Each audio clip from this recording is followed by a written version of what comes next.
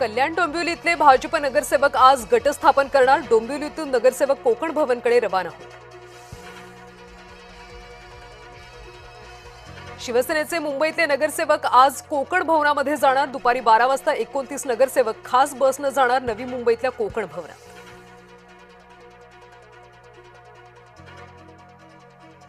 उद्धव ठाकरेंचे नगरसेवक आज पालिकेत जाणार। आयुक्त कार्यालयातल्या नोंदणीचं पत्र देणार।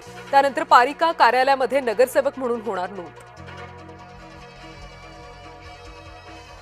मुंबई महापालिका महापौर पदासाठी अर्ज दाखल करण्यासाठी उरले फक्त 48 तास। अर्ज दाखल करण्यासाठी फक्त आज आणि उद्याचीच मुदत।